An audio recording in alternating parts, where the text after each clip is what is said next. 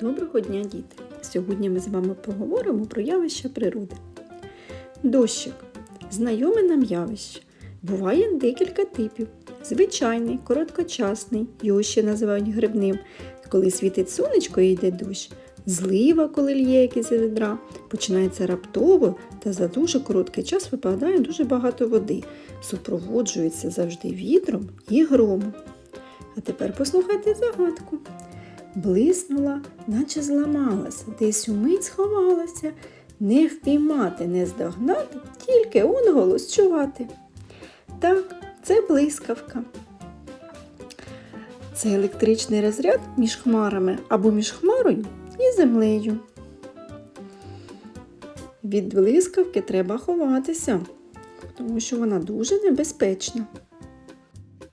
Слідуюча загадка.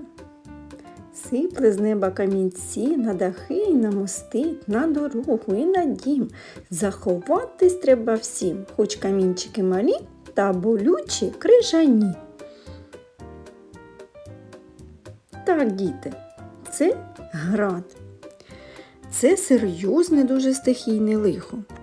Разом з краплинками води випадають і частинки льоду. На превеликий жаль, град може знищити рослини, посіви, нашкодити деревам, побити всі яблука і всі фрукти і овочі. І, звісно, якщо пішов дощ з градом, треба швиденько заховатися від нього. Градина за розміром може бути навіть з куряче яйце.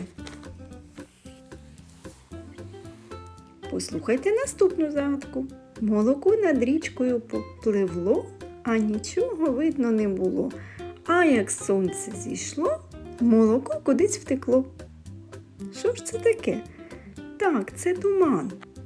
Це скупчення дрібнесеньких водяних краплинок. Про туман іще кажуть. Туман все сховав. Туман стелиться. Туман клубиться. Туман як молоко. Або ще кажуть, хоч ложкою їж. Ось такий він туман. Наступна загадка.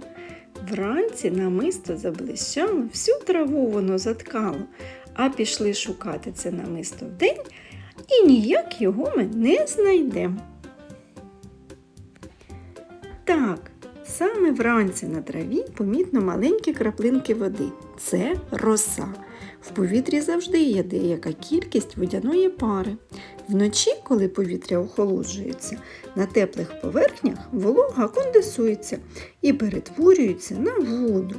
Її ми і бачимо вранці у вигляді малесеньких краплиночок.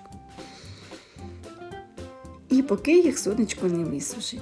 Кажуть, якщо пройти на світанку босоніж по росі, наберешся сили та здоров'я від землі та води. І остання загадка. Дощ пройшов через ставок, перекинувся в місток. Кольорів у ньому 7. Він подобається всім. Так, звісно, це веселка. Це оптичне явище після дощику. Може з'явитись ось така різнокольорова дуга. Обов'язково вона буває, коли вже світить сонечко. Без сонця і дощу веселки не буде зовсім.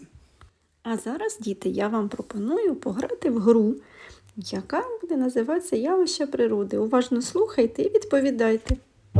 Що за вікном?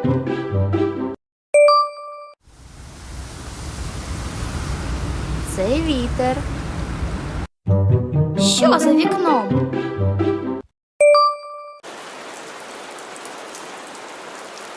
Це дощ. Що за вікном?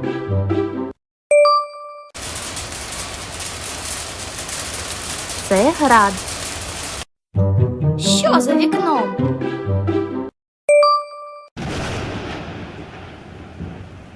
Це гроза. А зараз я показую, а ти називаєш.